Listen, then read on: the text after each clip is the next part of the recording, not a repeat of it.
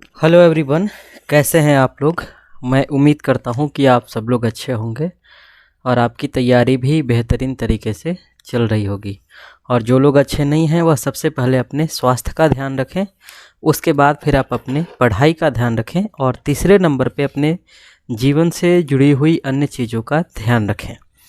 यदि आप हमारे पुराने छात्र हैं तो आपको पता होगा कि हम लोग दिल्ली सल्तनत के बारे में बात कर रहे थे, जिस पे हम लोगों ने तुगलक डायनेस्टी तक चर्चा की थी। आज हम लोग दिल्ली सल्तनत पे बात नहीं करेंगे, बल्कि एंशिएंट इंडिया के ही एक अन्य टॉपिक पे बात करेंगे जो कि हम लोगों का हिस्सा छूट गया था। तो यदि आपने एंशिएंट इंडिया के पुराने लेक्चर्स को नहीं देखा है तो आप चैनल के प्लेलिस्ट में जाएंगे तो वहाँ पर आपको सारे वीडियोस मिल जाएंगे। एक अलग अलग नाम से प्लेलिस्ट बना दिया है मैंने, तो आप वहाँ से जाकर तमाम वीडियोस को देख सकते हैं। और जब आप वीडियो को देखिएगा तो साथ में नोट्स तैयार ज़रूर कीजिएगा, ताकि एग्जामिनेशन से पहले आपको रिवीजन करने में सुविधा हो सके। अन्यथा फिर आपको वीडियो देख करके ही रिवीजन करना होगा। तो जिस अनुसार आप करना चाहते हैं आप वैसे कर सकते हैं, लेकिन आप लिख कर पढ़ाई करते हैं तो चीज़ें आपको ज़्यादा दिनों तक याद रहती हैं और बेहतर होता है लिख कर पढ़ाई करना। तो आप लोग कोशिश कीजिएगा कि नोट्स बना करके ही पढ़ाई करें, चाहे आप किसी भी संस्थान में क्यों ना पढ़ रहे हों। आइए अब हम लोग बात करते हैं कि आज का हमारा टॉपिक क्या होने वाला है। हम लोग गुप्ता काल तक बात किए थे। गुप्त काल में 2-3 लेक्चर और होगा जो कि उसके एजुकेशनल लाइफ के बारे में हमें चर्चा करना था, तो वो करेंगे हम लोग, उसके लिए आप घबराएं नहीं। आज हम लोग पढ़ने वाले हैं पोस्ट गुप्ता फेज के बारे में, यानी कि गुप्त काल के पतन के बाद भारतीय इतिहास में जिस फेज की शुरुआत होती है उसे पोस्ट गुप्ता पीरियड के नाम से जाना जाता है। पोस्ट गुप्ता पीरियड में क्या होता है साथियों, कि यह दरअसल ट्रांजिशन फेज है। इसे कई लोग ट्रांजिशन फेज के नाम से जानते हैं, हिंदी में आप इसको संक्रमण काल कहते हैं। तो ट्रांजिशन फेज में है भारत एक बार फिर से छोटे छोटे राज्यों में विभाजित हो जाता है। उसी में से उत्तरी भारत में इस समय एक बड़ा राज्य है जिसका नाम है वर्धन डायनेस्टी, जिसको वर्धन वंश कहते हैं। ठीक है, वर्धन वंश, वर्धन ऐसे नहीं होगा, मेरे ख्याल से ऐसे होना चाहिए, वर्धन वंश। जिसके फाउंडर रहते हैं कौन बताओ, हर्षवर्धन के फादर रहते हैं, तो इसीलिए उसको वर्धन वंश कहा जाता है। लेकिन वर्धन वंश का जो महत्व है इतिहास में वह इस वजह से है क्योंकि इसमें हर्षवर्धन नामक शासक हुआ जो इस चीज़ को काफ़ी आगे लेकर के गया और इसे भारत का अंतिम हिंदू सम्राट भी कहा जाता है। तो तमाम तरह की उपलब्धियां इन्होंने हासिल की है और हर्षवर्धन आपके सिलेबस में स्पेशली शामिल किया गया है। बहुत ही महत्वपूर्ण टॉपिक है, इसलिए आप इसको पूरी तरीके से ध्यान से देखने की कोशिश कीजिएगा। तो चलिए फिर हम लोग शुरुआत करते हैं। यदि आपके मन में सवाल आ सकता है कि पोस्ट गुप्ता पीरियड कब से कब हो सकता है, तो देखिए गुप्त काल का पतन 550 में होता है, 550 एडी में। तो 550 एडी से लेकर 1206 एडी के बीच का जो फेज होगा वह कमोबेश पोस्ट गुप्ता पीरियड में काउंट किया जाएगा। तो इसमें राजपूत भी चल कर के आएंगे, चालुक्य आएंगे, राष्ट्रकूट आएंगे, जो भी साउथ इंडिया के डायनेस्टी हैं वो चल कर के आएंगे। साथ ही साथ इधर तो वर्धन डायनेस्टी आएगा ही, पाल आएगा, उसके साथ साथ सेन वंश आएगा। ये तमाम तरह के डायनेस्टी आएंगे जो कि रीजनल डायनेस्टीज़ हैं। गुप्त काल में एक बार समुद्रगुप्त के समय और चंद्रगुप्त सेकंड विक्रमादित्य के समय भारत एक बार फिर से एक क्षत्र साम्राज्य कायम किया था। लेकिन गुप्त काल के पतन के बाद भारत एक बार फिर से छोटे छोटे हिस्सों में विभाजित हो गया था, इसलिए भारत के हर एक कोने में अलग अलग डायनेस्टी के शासक शासन कर रहे हैं। आज हम लोग जो चर्चा करने वाले हैं वह हर्षवर्धन के बारे में करेंगे जो कि वर्धन डायनेस्टी से संबंधित हैं। तो मेरा ख्याल है कि चीज़ें आपको समझ में आ रही होंगी और आप हमारे साथ लिख भी रहे होंगे। तो चलिए लिखिए वर्धन डायनेस्टी। क्या लिखिएगा, वर्धन डायनेस्टी। हमारे साथ लिखते चलेंगे वर्धन वंश। वर्धन वंश में मुख्य तौर पे हम लोग 4 राजाओं के बारे में पढ़ेंगे। पहला राजा का नाम लिखिए, पहले का नाम है नरवर्धन। पहले का क्या नाम है, नरवर्धन। नरवर्धन का टाइम फ्रेम की यदि बात की जाए, हालांकि इससे पहले पुष्यभूति भी चल करके आते हैं लेकिन उनका टाइम फ्रेम पता ही नहीं चल पाता है और फाउंडर के तौर पे पुष्यभूति को ही जाना जाता है, इसे पुष्यभूति वंश ही कहा जाता है। आगे चल करके ये वर्धन वंश बनेगा। ठीक है। यदि आपसे सवाल आए तो पुष्यभूति वंश ही आगे चल करके वर्धन डायनेस्टी बनेगा और इसका जो फाउंडर होंगे वह पुष्यभूति होंगे। लेकिन इनका टाइम कब है यह पता नहीं है, लेकिन गुप्त काल के पतन के बाद ही इनका टाइम है और नरवर्धन का नाम का जिक्र मिलता है टाइम फ्रेम के साथ। तो यह 505 में गद्दी पे बैठते हैं और 530 तक यह शासन करते हैं। उसके बाद दूसरे शासक के तौर पे नाम लिखिएगा राज्यवर्धन प्रथम, राज्यवर्धन फर्स्ट। राज्यवर्धन प्रथम में आप लिखिएगा 530 से लेकर 550। यदि टाइम की बात की जाए तो 530 से लेकर 550 करिएगा। और तीसरे नंबर पे लिखिएगा आदित्यवर्धन, आदित्यवर्धन आप अपने से लिख लीजिए 555 से लेकर 580, 580 AD। और चौथे नंबर पे लिखिएगा प्रभाकर वर्धन, इसके बाद आएंगे कौन, इसके बाद ही आएंगे आपके पास हर्षवर्धन चल करके, जिनके बारे में हम लोग आगे पढ़ेंगे। ठीक है, जिनके बारे में हम लोग आगे पढ़ेंगे।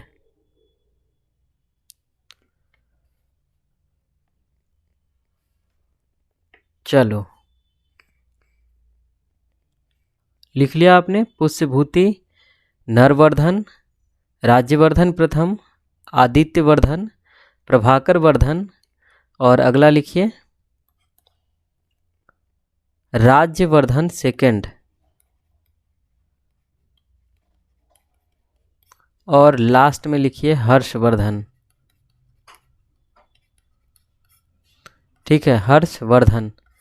इतने सारे शासकों के बारे में वर्धन डायनेस्टी में पढ़ेंगे। वर्धन डायनेस्टी से इतने सारे जो रूलर्स हैं वह रिलेटेड हैं, तो एक एक करके विस्तार से चर्चा होगी। आप लोग घबराइएगा नहीं, आराम आराम से हम लोग पढ़ेंगे। चलिए, इस लेक्चर में तो मेरा ख्याल है कि पूरा ख़त्म नहीं होगा, लेकिन कोशिश करते हैं कहाँ तक चीज़ें चलती हैं, उसके बाद फिर आगे देखा जाएगा। चलिए, सबसे पहले यह जान लीजिए कि हर्षवर्धन चूँकि सिलेबस में सबसे ज़्यादा महत्वपूर्ण है, इसलिए हम लोग का फोकस हर्षवर्धन पर ही होगा और बाकी के बारे में थोड़ा बहुत जो इन्फॉर्मेशन है उसको पढ़ लेंगे। हालांकि उसका परीक्षा में ज़्यादा महत्व है नहीं, हर्षवर्धन से ही सवाल आएंगे, तो हर्षवर्धन पे हम लोग ज़्यादा फोकस करेंगे। आपके सिलेबस में स्पेशली हर्षवर्धन को शामिल भी किया गया है। सबसे पहले आप देखो, यदि आप हमारे पुराने छात्र हो तो आपको पता होगा कि हम लोग किसी भी चैप्टर का अध्ययन करते हैं तो सबसे पहले मैं आपको बताता हूँ कि सोर्सेज के बारे में जानिए। उस चैप्टर का अध्ययन करने के लिए आपके पास कौन कौन से सोर्सेज हैं। तो पहले बात करते हैं लिटरेरी सोर्सेज के बारे में, उसके बाद आर्कियोलॉजिकल सोर्सेज के बारे में बात करेंगे। लिटरेरी सोर्स की यदि बात की जाए तो पहले नंबर पे आइएगा। और तीसरा सोर्स तो आपको पता ही है, तीसरा सोर्स क्या हो सकता है, तीसरा फॉरेन अकाउंट्स होता है, विदेशी विवरण। मैंने सोर्सेज वाले वीडियो में कई बार आप सभी को समझाया है। तो पहले पॉइंट पे लिखिएगा, पहला बिंदु लिखिए लिटरेरी सोर्सेज में, पहला जो है वह है हर्षचरित। ठीक है, पहले ग्रंथ का नाम है हर्षचरित। हर्षचरित के बारे में आप लिख सकते हैं, इसके लेखक का नाम है बाणभट्ट, जो कि इसका दोस्त भी रहता है। किसका दोस्त रहता है, हर्षवर्धन का दोस्त भी रहता है बाणभट्ट, और यही दरअसल इस किताब को लिखता है। वर्धन वंश के इतिहास के बारे में यदि बात की जाए तो यह किताब जो है सबसे प्रमुख स्रोत के तौर पे काउंट किया जाता है। यदि आपसे और पूछा जाए हर्षचरित के बारे में तो आप लिखिएगा इसमें 8 अध्याय हैं टोटल।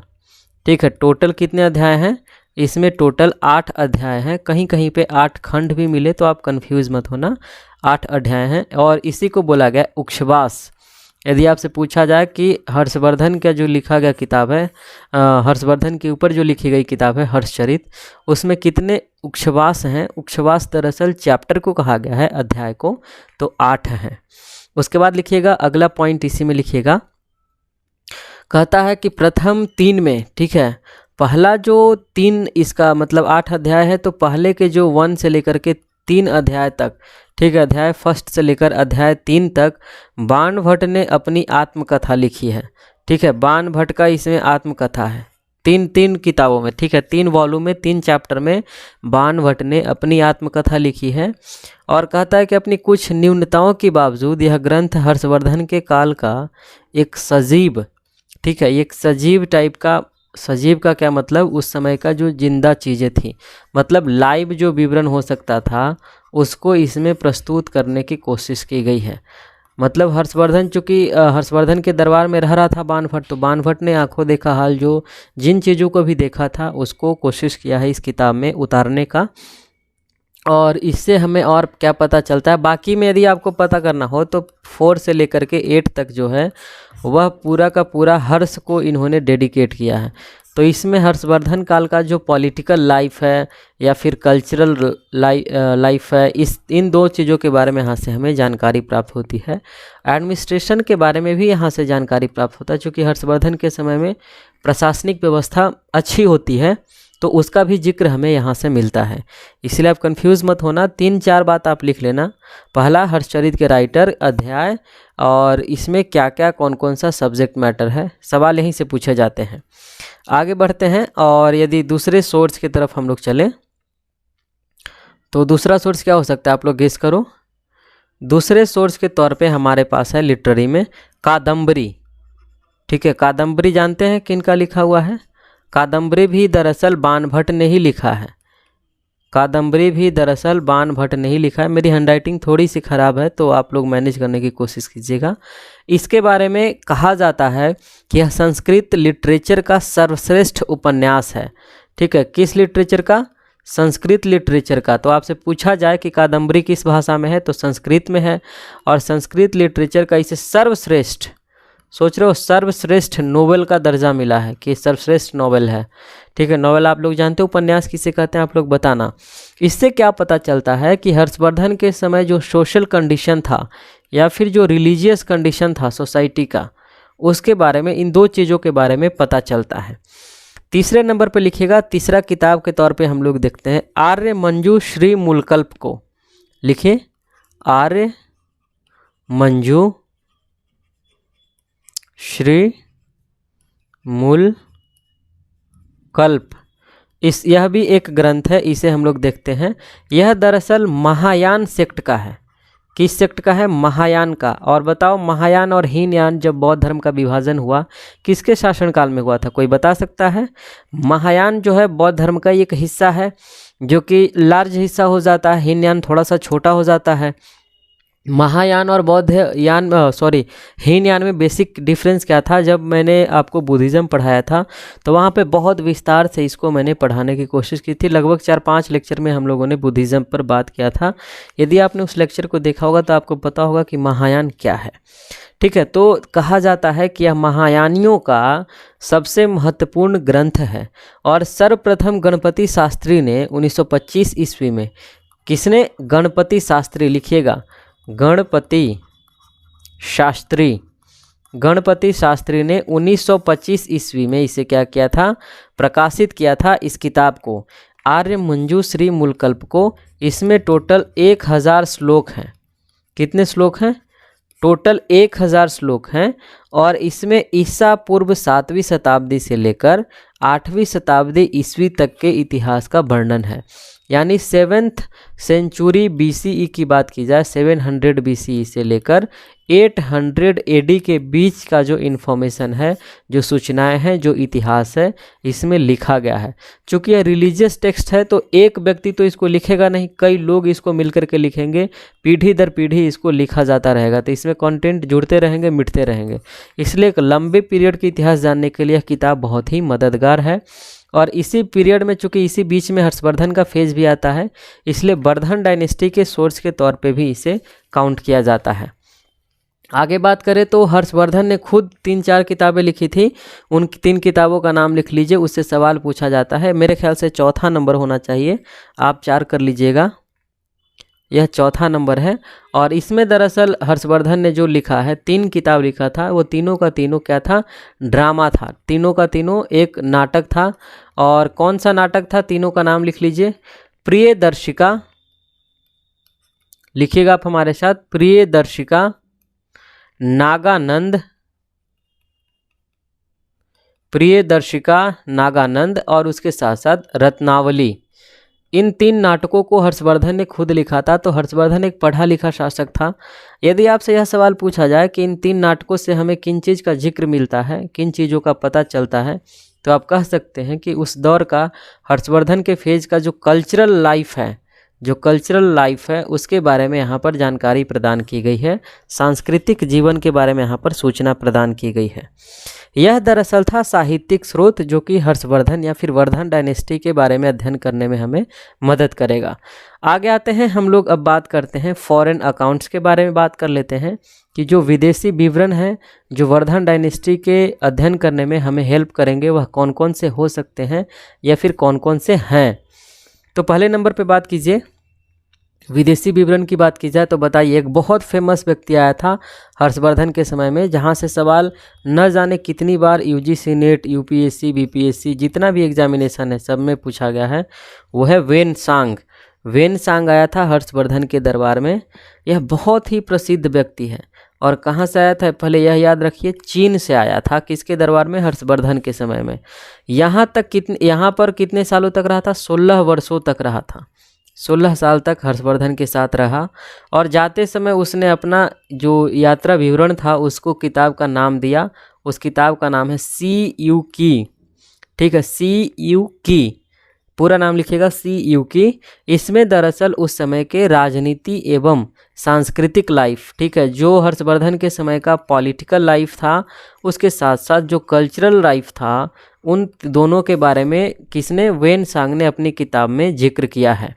यह किताब बहुत ही उपयोगी है। यदि आप इसको पढ़ना चाहें तो आप हर्षवर्धन के इतिहास जानने के लिए इसको आपको अध्ययन करना चाहिए। यदि आप रिसर्च करोगे तब आप अध्ययन करना, फिलहाल आप इतना जानो, यहाँ से सवाल पूछे जाएंगे, ठीक है। चलो आगे बात करते हैं। दूसरे नंबर पे बात की जाए विदेशी विवरण में तो आप लिखिएगा वेन सांग की जीवनी। वेन सांग की जीवनी जो इसका बायोग्राफी है उससे भी हमें इसके बारे में जानकारी प्राप्त होती है। वेन सांग का जो जीवनी है वह वेन सांग का मित्र ही था, एक उसका नाम था ही ली, ठीक है, ही ली ने लिखा था। और ही ली ने लिखा, लेकिन इस किताब का यदि बात की जाए कि अंग्रेज़ी में इसे किसने ट्रांसफ़र किया, चूँकि ही ली चाइना का था तो चाइनीज़ में लिखेगा, लेकिन अंग्रेज़ी में इसको किसी ने ट्रांसलेट किया, उस व्यक्ति का नाम है बील, ठीक है, बील। इससे सवाल पूछा जाएगा, बील ने इसका अंग्रेजी अनुवाद किया था। और इससे भी हर्षवर्धन के समय के बारे में जो तत्कालीन सिचुएशंस थे उसके बारे में हमें जानकारी प्राप्त होती है। तीसरे नंबर पे लिखिएगा, विदेशी साहित्य में ही अभी हम लोग बात कर रहे हैं तो वो हो सकता है इत्सिंग का विवरण, ठीक है। इत्सिंग एक यात्री चल करके आया था और यह भी चीन का ही था और यह भी हर्षवर्धन के फेज़ में ही आया है, ठीक है। कहाँ का था? चीन का था, हर्षवर्धन के फेज़ में ही आया है। और इन्होंने भी अपना एक अध्ययन लिखा, एक किताब लिखा और उस किताब से हमें हर्षवर्धन प्राप्त होती है। चलिए आगे बात करते हैं हम लोग। अगले लेखक के तौर पे यदि बात की जाए, अगले साहित्य के तौर पे बात की जाए, यदि मान लो आपसे यह सवाल पूछा जाए कि इत्सिंग ने जो किताब लिखा था वह किताब कौन सा था, तो आप लिख लीजिएगा उस किताब का ही अंग्रेजी में ट्रांसलेशन किया था जापान का एक व्यक्ति था। जापान का एक व्यक्ति था, उसका नाम था तुक्कुसु। क्या नाम था? तुक्कुसु। इसने दरअसल इस किताब का, किसके किताब का? इत्सिंग के विवरण का अंग्रेजी में अनुवाद किया था। किताब का नाम लिख लीजिए, a record of the Buddhist religion. A record of the Buddhist religion, ठीक है। इस किताब को लिखा था किसने? इत्सिंग ने लिखा था, लेकिन अंग्रेजी अनुवाद जापान के एक विद्वान तुक्सु ने किया था, ठीक। आगे लिखते हैं, यह दरअसल था विदेशी विवरण के बारे में। इससे हमें हर्षवर्धन के काल के बारे में जानकारी प्राप्त होती है। तीसरे नंबर सोर्स पे यदि बात करें तो तीसरा सोर्स हो सकता है हमारे पास आर्कियोलॉजिकल। अब बताओ आर्कियोलॉजिकल सोर्सेज में क्या क्या होता है। मैंने आपको बताया था उस दौर के मोनूमेंट्स हो सकते हैं, क्वाइंस हो सकते हैं, इंस्क्रिप्शंस हो सकते हैं, और भी कुछ चीज़ें जो एक्सकवेशन के थ्रू हम लोग प्राप्त करते हैं, वो तमाम सारी चीज़ें हो सकती है। लेकिन फ़िलहाल हम लोग इंस्क्रिप्शन के बारे में पढ़ते हैं जो कि महत्वपूर्ण है, जहाँ से सवाल पूछे जाएंगे। पहला लिखिएगा बांसखेड़ा अभिलेख। बांसखेड़ा, आप लिखिएगा बांसखेड़ा अभिलेख। यह 1894 में मिला था। कब मिला था? 1894 में उत्तर प्रदेश का जिला शाहजहाँपुर से। लिखिएगा, उत्तर प्रदेश में एक ज़िला है शाहजहाँपुर वहीं पर एक जगह है जिसका नाम है बांसखेड़ा, वहीं से मिला था। इस पे तिथि की बात की जाए तो अंकित है हर्ष संवत 22 यानी कि 628 एडी इस पर अंकित है। इसे पता चलता है कि 628 एडी में इसको जारी करवाया होगा किसी शासक ने।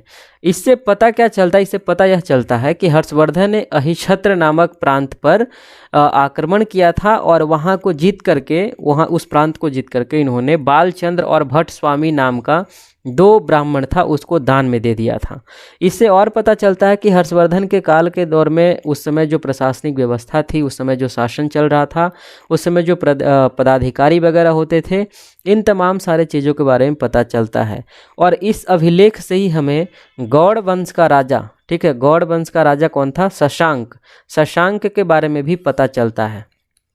तो यह 4-5 मैटर है जो कि बांसखेड़ा से अफिलिएटेड है। तो आप इसको लिखिएगा ज़रूर, ताकि आपसे एग्जामिनेशन में सवाल पूछा जाए कि आखिर इससे किसके बारे में हमें जानकारी प्राप्त होती है, तो आपको सुविधा हो सके आप क्वेश्चन बनाने में। आगे बात करते हैं, यदि दूसरे इंस्क्रिप्शन की बात की जाए तो गेस कीजिए, आप लोग पढ़े हैं हर्षवर्धन को, दूसरा इंस्क्रिप्शन क्या हो सकता है। दूसरे इंस्क्रिप्शन के तौर पे हम लोग काउंट कर सकते हैं मधुबन अभिलेख को, मधुबनी नहीं, मधुबन अभिलेख। मधुबन अभिलेख दरअसल उत्तर प्रदेश से ही प्राप्त हुआ है, उत्तर प्रदेश का मऊ जिला। कौन सा जिला, उत्तर प्रदेश का मऊ जिला। मऊ जिला का हमें आज इसको आजमगढ़ के नाम से जानते हैं, जहाँ से चाचा हैं मुलायम सिंह यादव, ठीक है। तो आजमगढ़ जिले के घोसी तहसील में पड़ता है कौन, मधुबन एक जगह का नाम है, इसीलिए इसका नाम मधुबन लेख है। इस पे यदि बात की जाए क्या अंकित है, तो हर्ष संवत 25 अंकित है।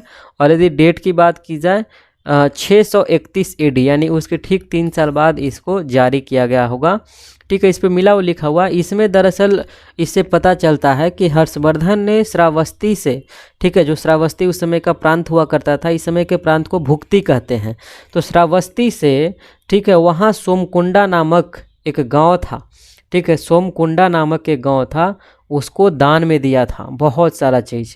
उसका विवरण मधुबन अभिलेख से मिलता है। उसके साथ ही बांसखेड़ा अभिलेख में जिन चीज़ों की इन्फॉर्मेशन दी गई है उस इन्फॉर्मेशन को भी लगभग यहाँ पर भी शामिल किया गया है। तो कमोबेश दोनों में बहुत चीज़ें सिमिलर हैं, इसलिए आप लिखिएगा, बस डेट अलग अलग है, 3 साल बाद इसको जारी किया गया है। तीसरे नंबर पे लिखें, और तीसरा लिखेगा लास्ट का इंस्क्रिप्शन है, हालांकि यह इसका नहीं है, एहोल अभिलेख।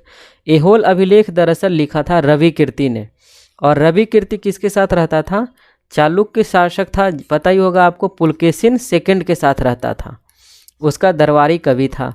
तो एक दौर की बात है जब हर्षवर्धन और पुलकेशिन सेकंड के बीच में लड़ाई होता है, तो बाणभट्ट अपनी किताबों में हर्षवर्धन को विजयी बताता है कि हर्षवर्धन जीता था, और लेकिन रवि कीर्ति जो है थोड़ी सी ईमानदारी दिखाता है बाणभट्ट की तुलना में, वह दरअसल हर्षवर्धन का भी उतना ही सम्मान करता है जितना पुलकेशिन सेकंड का करता है।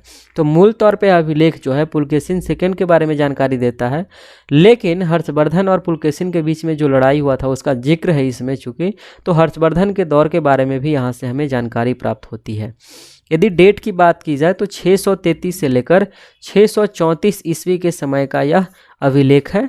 तो इससे आप पता कर सकते हो कि 633 से 34 कौन सा फेज है, 7वीं सदी का फेज है। तो इसमें जो चर्चा किया जाएगा पॉलिटिकल लाइफ का, इकोनॉमिकल या सोशल लाइफ का, इकोनॉमिकल लाइफ का, तो वह किस दौर का, 7वीं सदी के सामाजिक, आर्थिक एवं सांस्कृतिक समाज के बारे में हमें पता चलेगा।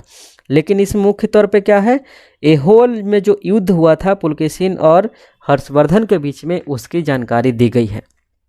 तो यह दरअसल सोर्सेस थे हर्षवर्धन के बारे में अध्ययन करने के लिए। यदि आप इन सोर्सेस को पढ़ लेते हैं तो हर्षवर्धन के काल का या फिर वर्धन डायनेस्टी के दौर का जो इतिहास रहा है उसके बारे में एक अच्छी खासी एक मुश्त जानकारी आप जुटा सकते हैं, एक बेहतरीन रिसर्च कर सकते हैं। तो इस वीडियो में इतना ही साथियों, इसमें हम लोग केवल सोर्सेस पर ही बात करेंगे। उसके बाद अगले वीडियो में हम लोग बात करेंगे political history of Vardhan dynasty के बारे में। उसके बाद एडमिनिस्ट्रेटिव हिस्ट्री पढ़ेंगे, जो प्रशासनिक इतिहास होगा उसके बारे में।